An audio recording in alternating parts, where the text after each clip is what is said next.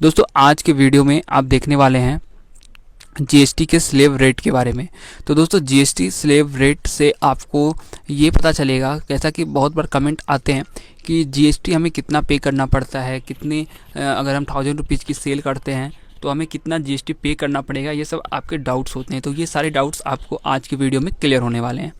दोस्तों जैसा कि आप जानते हैं, जब भी हम ऑनलाइन सेलिंग में आते हैं तो डिफरेंट टाइप के प्रोडक्ट्स होते हैं। आप कुछ प्रोडक्ट्स को, कुछ कैटेगरी को चूज करते हो, फिर उसकी ऑनलाइन सेलिंग स्टार्ट करते हो। आप चाहे तो इलेक्ट्रॉनिक प्रोडक्ट्स चूज कर सकते हो, आप क्लॉथ में जा सकते हो, या फिर आप रैक वगैरह सेल कर सकते हो, आप होम एंड किचन के प्रोडक्ट सेल कर सकते हो, फुटवेयर में भी जा सकते हो। यानी आपकी चॉइस है, आप जो चाहे वो प्रोडक्ट आप चूज कर सकते हो और उसकी सेलिंग कर सकते हो। दोस्तों यहाँ पर जो डिफरेंट टाइप के प्रोडक्ट्स हैं, इनमें आप नहीं बता सकते हो, या तो आप सारे को भी सेल कर सकते हो, कोई दिक्कत नहीं है।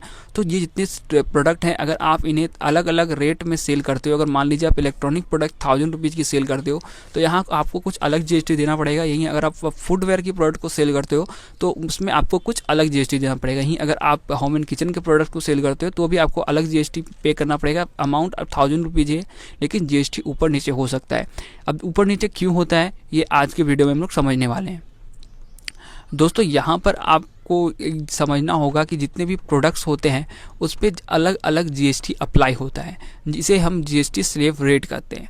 दोस्तों जीएसटी स्लेव रेट में आपको मेनली 4 तरह के जीएसटी मिलेंगे या 5 तरह के जीएसटी मिलेंगे। एक होती है जीएसटी फ्री आइटम, जिसमें जीएसटी नहीं लगता है, वो जीएसटी से फ्री होता है, जैसे बुक्स वगैरह, डायरी प्रोडक्ट्स वगैरह, तो ये सारे जीएसटी फ्री है।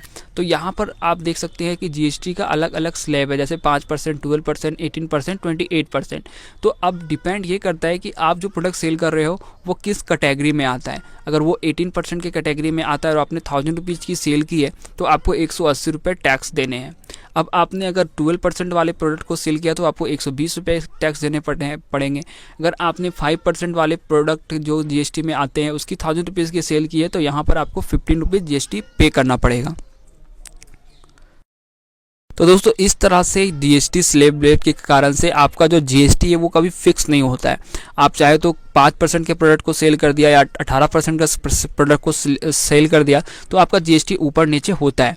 ये हम लोग अपने आखिरी जो वीडियोज है जिसमें हम लोग जीएसटी फिल करेंगे वेबसाइट पे जाके और रिपोर्ट बनाएंगे, उसमें आपको क्लियर समझ में आ जाएगा। यहाँ पर आपको मैं मेनली ये बताने वाला हूँ कि जीएसटी का अलग अलग स्लेब रेट होता है।